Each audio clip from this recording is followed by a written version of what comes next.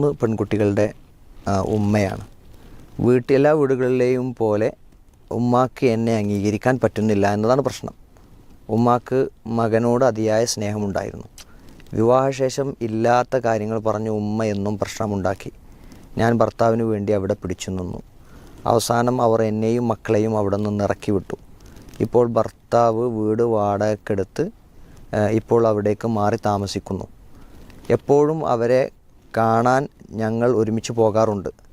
എന്നാൽ ഇപ്പോഴുള്ള പ്രശ്നം, ഞങ്ങൾക്ക് പുതുതായി ജനിച്ച മോളെ കാണാൻ പോലും അവർ വന്നിട്ടില്ല. അതിൽ ഭർത്താവ് വളരെ മനോവിഷമത്തിലാണ്.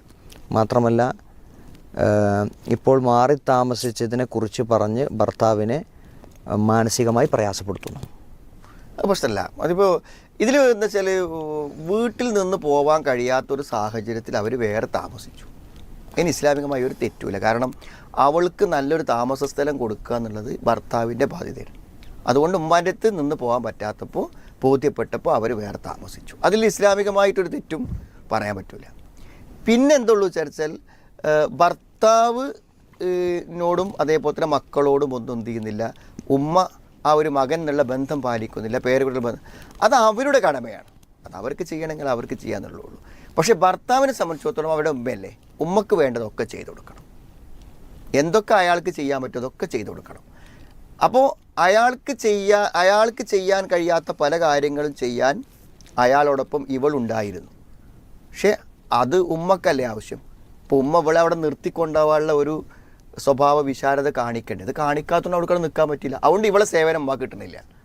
അതിനാരും ഉത്തരവാദിയല്ല. ഇവളും ഉത്തരവാദിയല്ല, ഭർത്താവ് ഉത്തരവാദിയല്ല. മറിച്ച് അതിൻ്റെ ഉത്തരവാദിത്തം ആർക്കാണ്? ഈ പറഞ്ഞത് ശരിയാണെങ്കിൽ ഉമ്മക്ക് തന്നെയാണ്.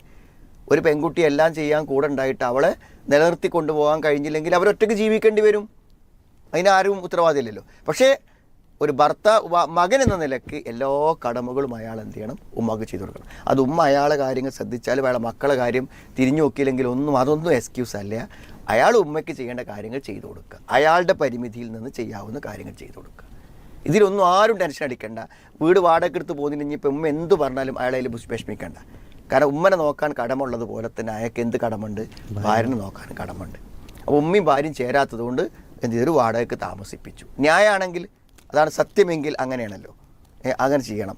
പിന്നെ ഉമ്മക്ക് ചെയ്യേണ്ട കടമകൾ അയാളൊരു പുരുഷൻ നിലയ്ക്ക്, ഒരു ജോലിക്കാരൻ നിലയ്ക്ക് എന്തൊക്കെ ചെയ്തു കൊടുക്കാൻ പറ്റും അതൊക്കെ ഉമ്മക്ക് ചെയ്തു കൊടുക്കുകയും ചെയ്യും. അങ്ങനെ മുന്നോട്ട് പോകാനേ പറ്റും.